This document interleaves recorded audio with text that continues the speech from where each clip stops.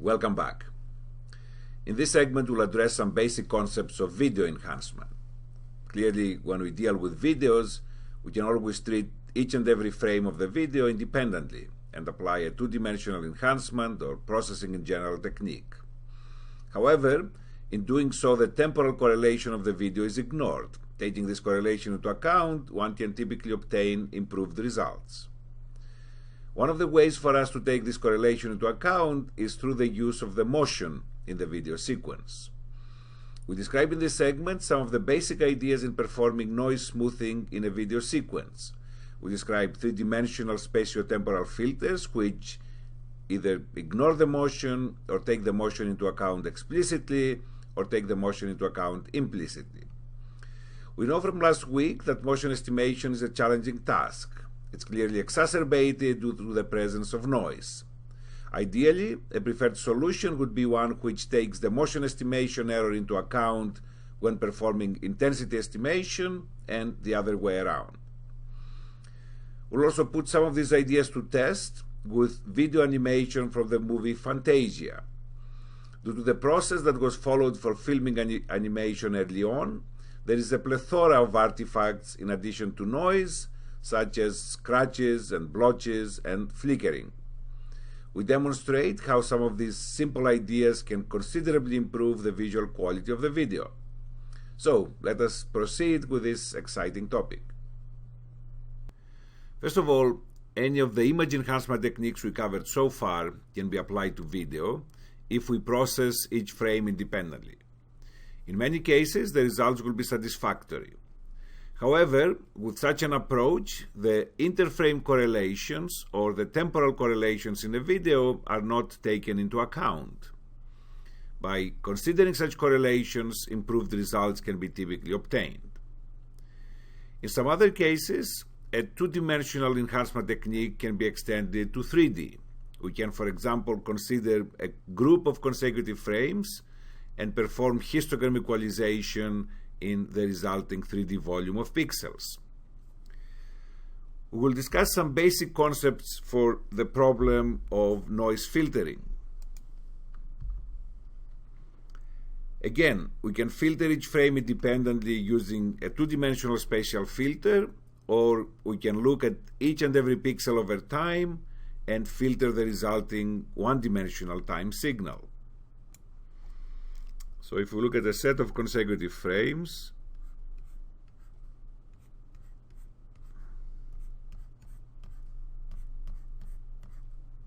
frame k, k minus 1, k plus 1, k plus 2, I can consider the pixel at the same location, and then a time domain one-dimensional signal results this way. So both of these approaches, 2D spatial filtering or 1D temporal filtering, were tried first in filtering noise in video. We will discuss here three-dimensional spatiotemporal filters, which have as special cases 2D spatial and 1D temporal filters. Such filters can be classified into three groups: the ones that completely ignore motion, the ones which take motion into account implicitly, and the ones which take motion into account explicitly. As a specific case, we will look at an example from animation video. In addition to noise, other artifacts are present which need to be removed as well. Similar problems are encountered in processing digitized motion pictures in general. The degradation model, assuming additive noise, is shown here. So we want to operate on the observed video G, ijk, and obtain an estimate f hat of the original video f, ijk. In doing so, we can ignore the motion, take it into account implicitly, or explicitly estimate it as shown here. For estimating the motion, down here, the noisy blurred frames can be used, coming from this direction, but also the noise smoothed ones can be used, coming from the output here. So the past noise-smoothed frames can be used, and the current noisy frame can be used this way to estimate the motion which will be utilized by the intensity filter.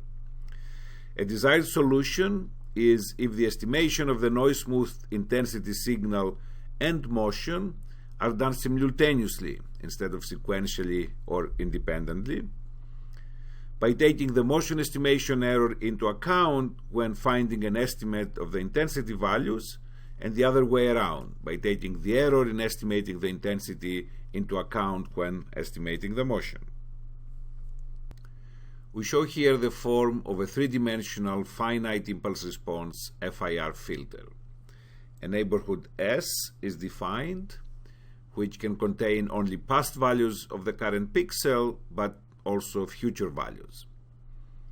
Then the filtered value at location I, j, k is the weighted sum based on the weights provided by the values of the filter, the weights W, P, Q, L, of the pixel values in the neighborhood S. A prime example of this is the three-dimensional flat filter or the average filter. In this case, all pixels have equal weights W. Another example is the three-dimensional Wiener filter. We will be talking about the Wiener filter in week 7 for two-dimensional images. The main idea is that the weights will be defined based on the three-dimensional autocorrelation function of the video. We have also not talked about autocorrelation. We'll do so in week 7. With such approaches, the motion in the video is not taken into account. This clearly will result in smooth temporal edges. The motion can be indirectly taken into account by making the weights a function of the temporal activity or edges due to the moving objects. So, for example, after the temporal edges are detected, the pixels belonging to them are not considered by the FIR filter. Another class of non-motion compensated spatiotemporal filters are infinite impulse response IIR filters. They have the form shown here. The filtered value f hat is the convex combination of a prediction f hat of b, which is carried out based on processed values belonging to the past of the pixel being processed, and the noisy observation g. This convex combination is determined by the coefficient alpha.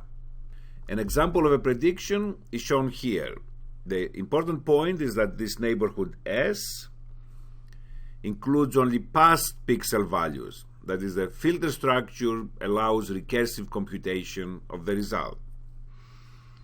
So if I consider here the current frame K and the previous frame K minus 1, consider the pixel here at location IJ.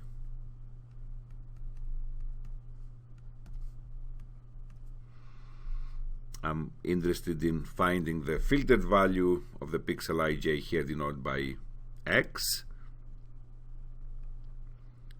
So if I consider this neighborhood for the current frame, and it can be this neighborhood for the previous frame, then this shaded region forms these two regions. The union of them forms the region S here, based on which the prediction will be carried out. And again, all the pixel values in these shaded regions have already been computed, and therefore this is a recursively computable structure. The three-dimensional Kalman filter has the form shown here, where specific expressions exist for the gain alpha. Another form of spatiotemporal filters are order statistic filters. We talked about them for two-dimensional signals during this week in an earlier segment. The expression for a multi-stage median filter is shown here. It consists of 4 unidirectional median filters, in the spatial domain and one along the temporal direction. So M1, 2, 3, 4 are the outputs of the unidirectional filters in the spatial domain, while M5 is the output of this unidirectional median in the temporal direction. So the final result here is the median of the maximum of these 5 outputs, the minimum of the 5 outputs, and the observation G. The FIR version of the motion compensated filter is shown here. The motion is now taken explicitly into account. One can use any of the techniques we covered last week in estimating the motion in carrying out this spatiotemporal filtering.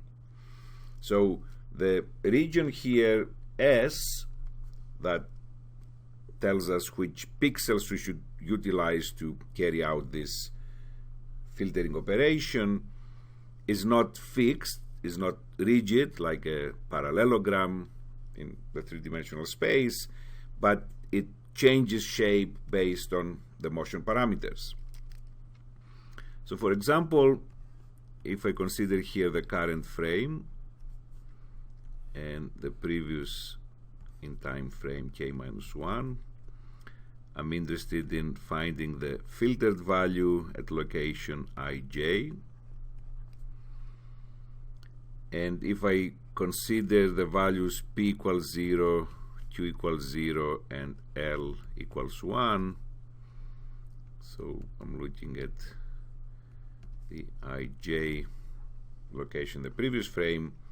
In finding this filtered value, I will not consider this pixel here, but instead its motion compensated version. So in the I direction, we will use the vector d hat x k minus 1. So this is the x component of the estimated motion vector, while in the y direction I'll use the estimated motion vector d hat y k minus 1. So the two of them will give us the compensated location of this pixel. So it is this pixel that will be multiplied by the weight 001 according to this, and will contribute towards the estimation of the pixel ij at the current frame. The IIR version of the motion compensated spatiotemporal filter is shown here. This expression is identical to the non-motion compensated IIR filter. However, the prediction now is done along the motion trajectories. So the neighborhood here is such that it allows recursive computability. Gamma are the weights, but again, I utilize the compensation in the x direction according to this vector, the y direction according to this vector, and therefore this neighborhood that I utilize to carry out the prediction is again changing according to the shape of the motion.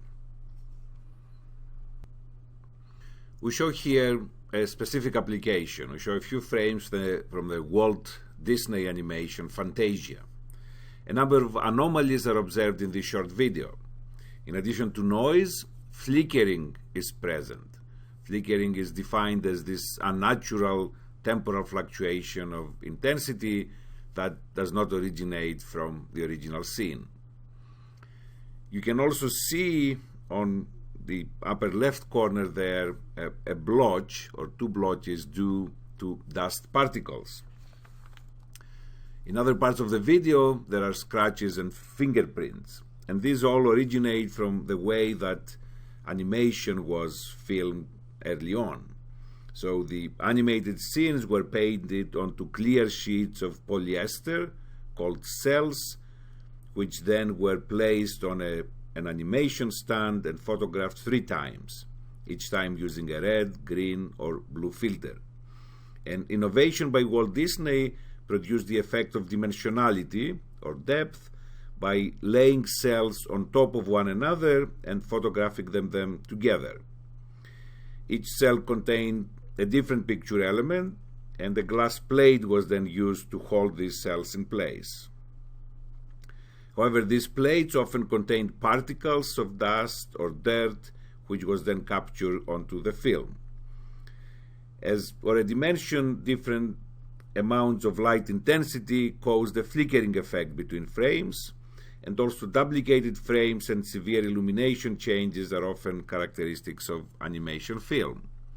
So it is therefore highly desirable before the re-release of all movies, animation alike, to remove these artifacts and enhance the video. In dealing with the enhancement of motion pictures, we deal with a number of artifacts. The first one, as already mentioned, have the generic name of blotches, and they are due to dirt, sparkle, film abrasion, scratches, and fingerprints. There is also the intensity flicker, referred to also as bowling effects, as it was clearly demonstrated in the short animation video I just showed. And finally, there is another artifact due to the so-called vinegar syndrome. So for content that was stored on acetate-based film rolls, they progressively deteriorate, and these rolls can be affected by a number of artifacts, of film artifacts. One of the major problems of all film archives is this vinegar syndrome. The syndrome appears when, in the course of their chemical breakdown, the acetate-based film bases start to release acetic acid, which actually gives a characteristic vinegar smell.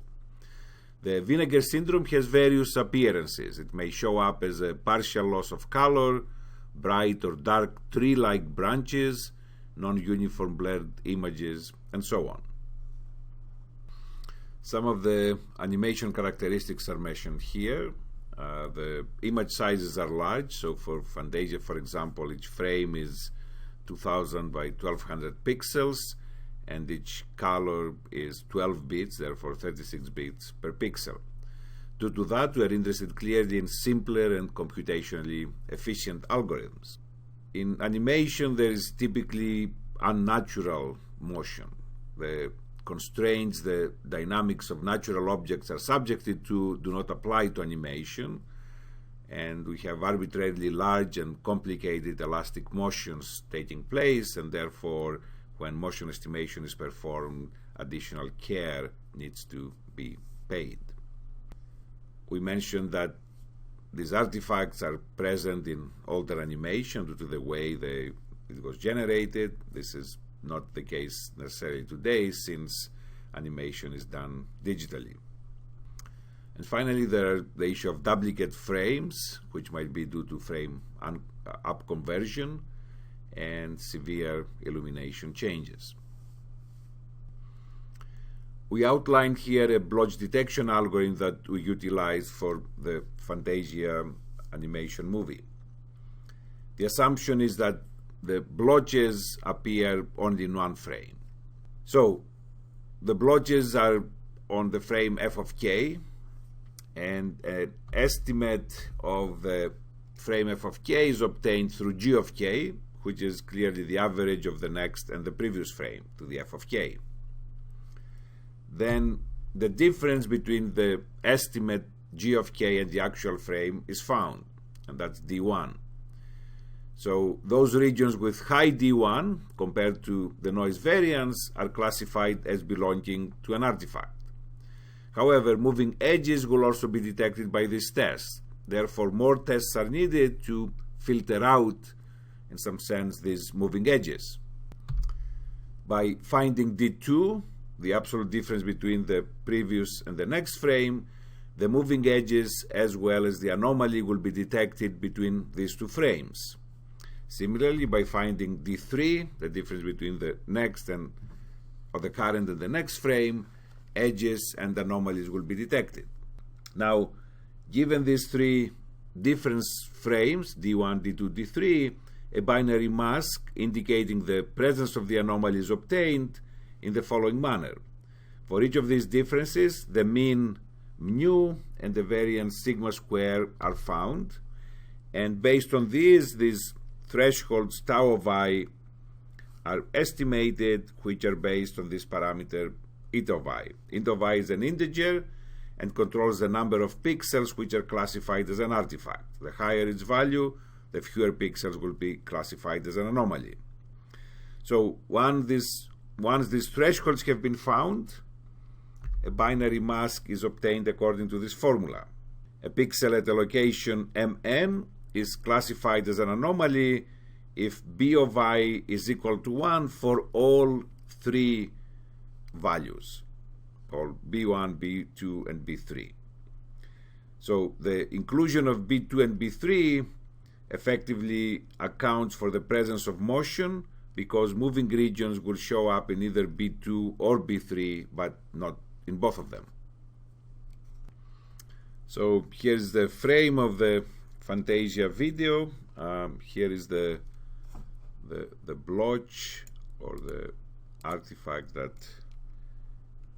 we want to pull out, and according to the algorithm that I just described, here is the detected blotch for the three values of the parameter eta that is utilized to set the threshold based on which the binary mask is created.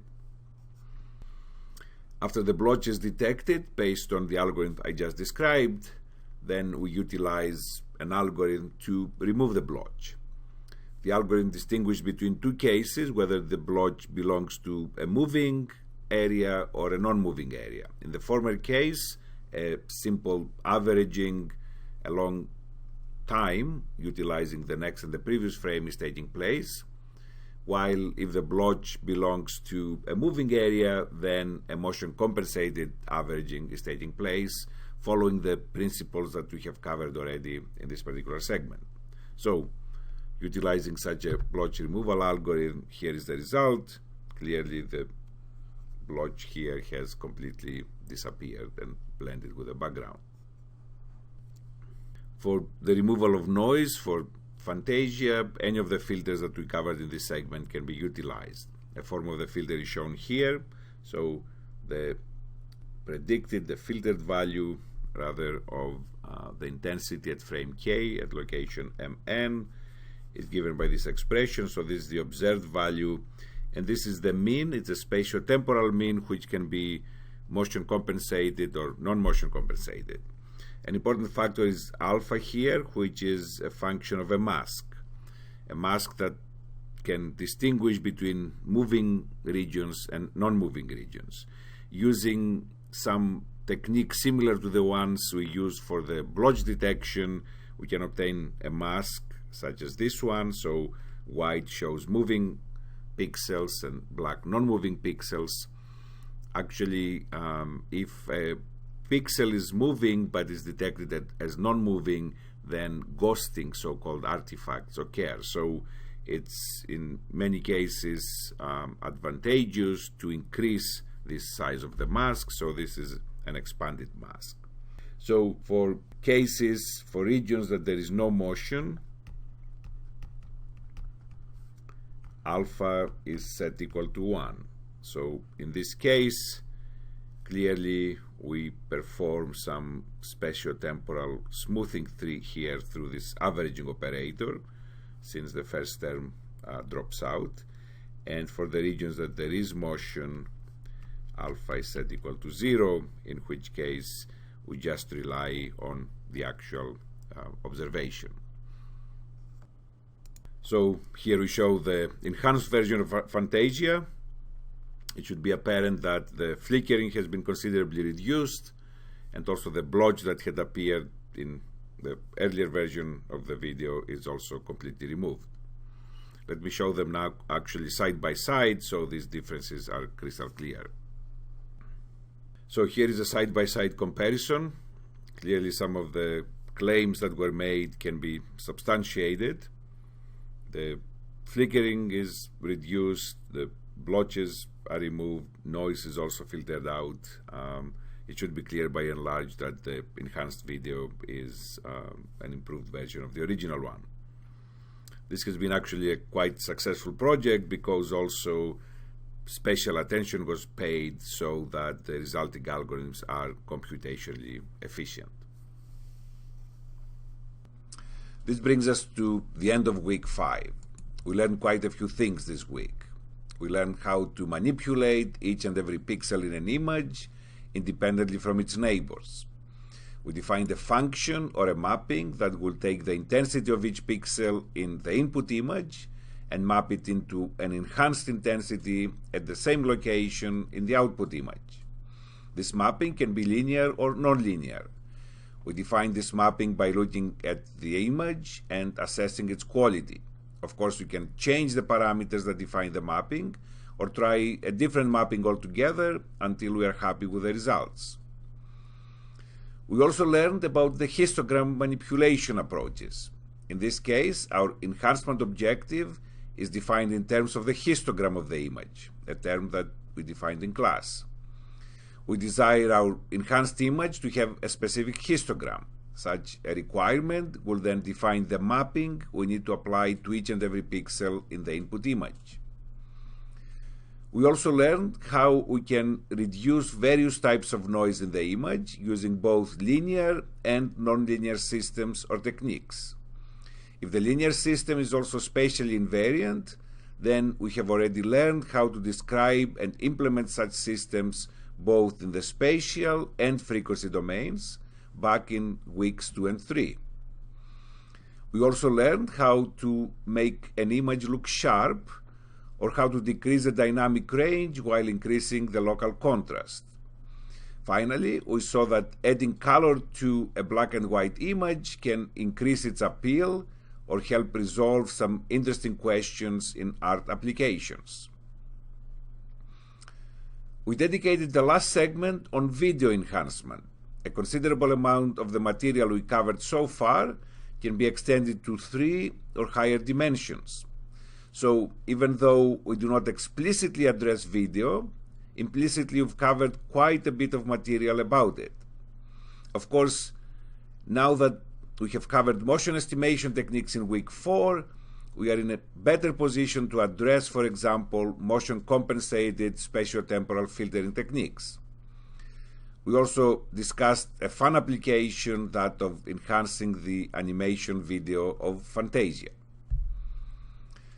Starting next week and for 2 weeks, we will focus on another fun topic, the cousin of enhancement, you might say, that of image and video recovery.